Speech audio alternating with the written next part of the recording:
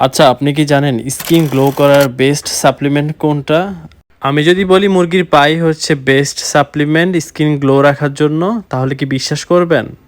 হ্যাঁ, এটাই সত্যি। মুরগির পায়ে প্রচুর পরিমাণে কোলাজেন থাকে, যা আমাদের ত্বকের ইলাস্টিসিটি বা টান টান বজায় রাখতে অনেক বেশি হেল্প করে।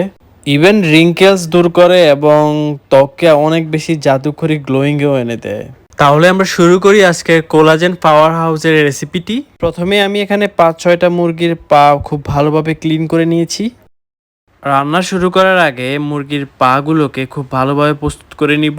প্রথমে একটি কিচেন কাঁচির সাহায্যে সবগুলো পা থেকে আমি নখগুলো কেটে বাদ দিয়ে দিব। এই ডাবটাই রেসিপিটাকে পরিষ্কার রাখতে এবং রান্নার পরে সুন্দরভাবে পরিবেশন করতে সাহায্য করবে। এরপর আমি চুলায় একটি প্যানের মধ্যে পরিমাণ মতো পানি নিয়ে নিয়েছি। পানিটি গরম হয়ে গেলে আমি মুরগির পাগুলো সবগুলো দিয়ে দিব।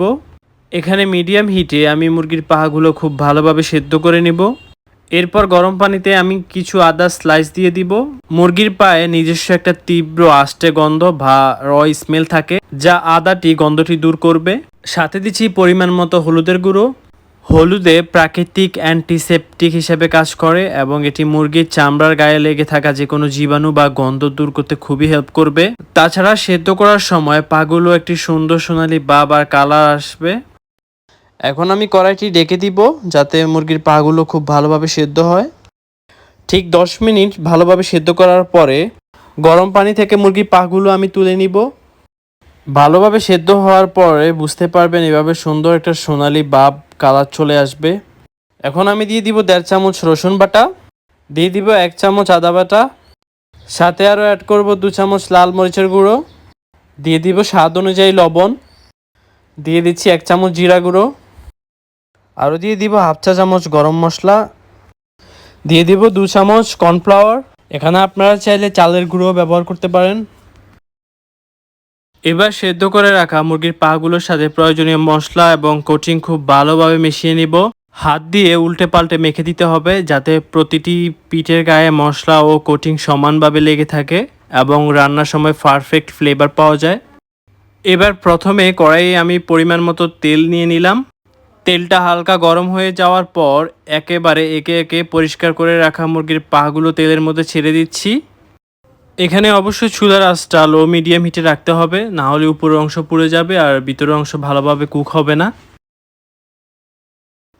এবার মুরগির পাগুলো এক পাশ ভাজা হয়ে গেলে চামচ দিয়ে সাবধানে অন্য পাশে উল্টে দিচ্ছি যাতে দুই পাশেই খুব সুন্দর আর সমানভাবে ভাজা হয় এবং চমৎকার একটি কালার চলে আসে। ওয়াও, দেখতে পাচ্ছেন মুরগির পাগুলো কালারটা ঠিক কতটা সুন্দর আর লোভনীয় এসেছে। একদম পারফেক্ট ভাবে ভাজা হয়ে গেছে এগুলো। এবার তেল থেকে খুব ভালোভাবে তেল জড়িয়ে একটি পাত্রে একে একে সবগুলো মুরগির পা আমি তুলে নিচ্ছি। ঠিক একই প্যানে আমি কিছু রসুন কুচি দিয়ে দিব। রসুন কুচিগুলো বাদামি রং হওয়া পর্যন্ত অপেক্ষা করব। সাথে দিয়ে দিব পরিমাণ মতো টমেটো সস। মিশ্রণটি সাথে দিয়ে দিচ্ছি পরিমাণ মতো সয়া সস। এখানে সাথে দিয়ে দিচ্ছি আমি পরিমাণ মতো চিনি। এবার এই মিশ্রণের সাথে আমি দিয়ে দিব বেজে রাখা মুরগির পাগুলো।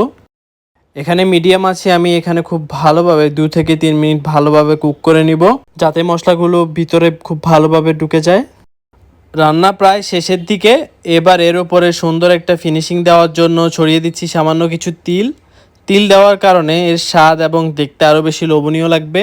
আমার এই রেসিপিটি যদি আপনাদের ভালো লেগে থাকে অবশ্যই চ্যানেলটি সাবস্ক্রাইব করে দিবেন আর একটি লাইক দিয়ে দিবেন। আর সবাই ভালো থাকবেন, সুস্থ থাকবেন। আল্লাহ হাফেজ।